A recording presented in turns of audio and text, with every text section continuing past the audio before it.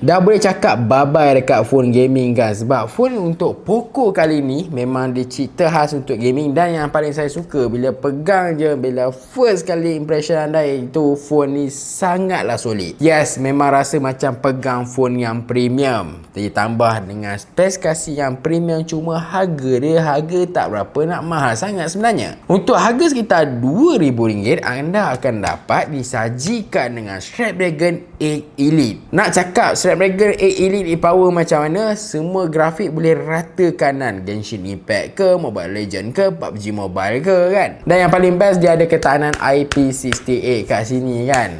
Jadi tak perlu dah risau kalau kena air ke, kena debu ke kan, termasuk dalam air ke kan. Dan untuk model kali ni juga, mereka bukan fokus benda yang biasa. Mereka juga fokus tentang kamera dia. Bukan sebagai hiasan kamera ni. Speaker dia kat bahagian atas ni, bahagian-bahagian lebih kurang tengah kat sini dan kat sini bahagian tepi. Yang ini saya tak apa suka lah sebab dia tak kena sangat dengan seorang gamers. Cuma bateri dia bagi saya pun mengagumkan juga, 6210 mAh. Cumanya ni sebabkan phone gaming, jadi saya nak kata dia tahan lama sampai 2 hari tu susah juga. Sebab anda mesti main game kan. Bila main game bateri dia drain agak laju lah. Sehari macam tu boleh lah. Tapi kalau tak main game 2 hari tu bukanlah satu masalah. Kalau tanya saya, untuk harga 2000 nak prestasi yang mengagumkan, padu-padu gila kat sini kan, nak yang solid dekat sini, nak sedap pegang, yes, phone ni memang untuk anda. RM2,000 bagi saya memang cantik dah. Sebab RM2,000 kebanyakan phone lain dia fokus kamera. Tapi untuk Poco F8 Pro kali ni dia fokus tentang prestasi 3nm yang ada dekat flagship. Anda rasa